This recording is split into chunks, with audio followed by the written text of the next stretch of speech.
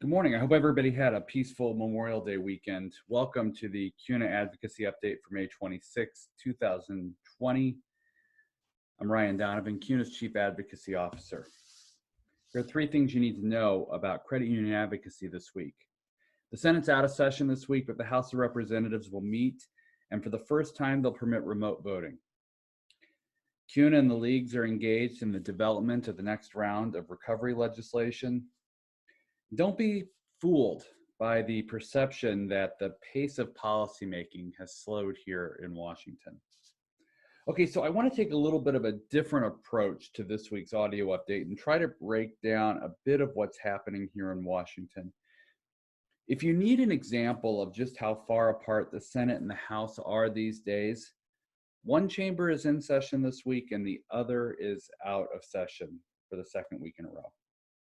While unusual, it's not that big of a deal in the grand scheme of things, but it's indicative of the dance that's happening in Congress. Congress isn't quite ready to resume a full slate of non-COVID related legislative activity, but the next phase of recovery legislation isn't quite at a point that requires both chambers to be in session actively working on it. Still, neither chamber wants to be perceived as not working. Consider this. Early last week, the word from the Senate was that the House-passed HEROES Act was dead on arrival and that the upper chamber was in no hurry to move phase 4 recovery. That position lasted until the House announced its schedule for this week, which included a narrowly drafted bill making improvements to the Paycheck Protection Program. Soon after, a bipartisan deal was announced in the Senate on a PPP improvement bill, though the chamber wasn't able to pass it before recessing for the week. It likely doesn't matter to anyone but the 535 members of Congress which chamber goes first on these types of bills. But the reason it is important to Congress is that the person who holds the pen has the power. When you lay a marker out there, like the Senate did with the PPP Improvement Bill, or the House did with the HEROES Act, everything that comes after that gets measured to it. And that can make a big difference at the end of the day.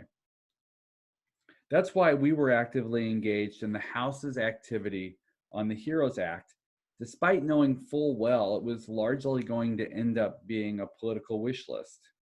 You want to be on that list even if you know the package isn't likely to be enacted in its entirety.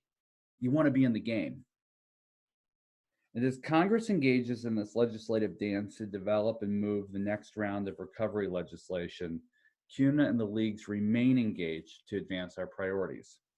Last week, we sent messages to Congress urging support for $1 billion in appropriations for the Community Development Financial Institution Fund and a one-year exemption from the member business lending cap. We joined other associations in supporting language that would provide businesses liability protection if they followed public health standards in reopening.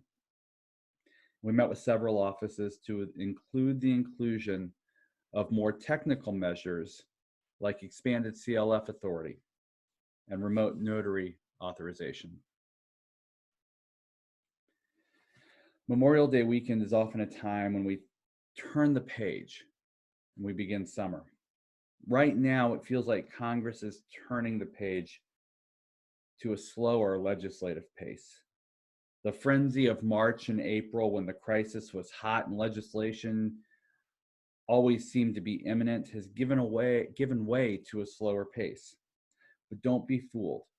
There's a lot going on under the waterline or beneath the headlines. We're engaged in this activity together with the state credit union leagues. I'll offer this closing thought. One of the things that we have observed in the last 10 weeks as Congress has worked to keep the public health crisis from burgeoning into a full-fledged economic and financial crisis is that members of Congress and their staffs have benefited greatly from becoming reacquainted with credit unions, better understanding their capital and liquidity situations, and seeing the work credit unions are doing to serve their members during this time. It's critical that we continue to engage not just nationally, but locally, virtually, with members of Congress and their staffs. So I hope you will look for opportunities to let your local representatives know how your credit union is doing and how you're serving your members during this time, because it's incredibly important. Thank you for spending some time with me today. I hope this update has been helpful. If you have any questions or concerns during the week, please don't hesitate to reach out to me. Have a great day.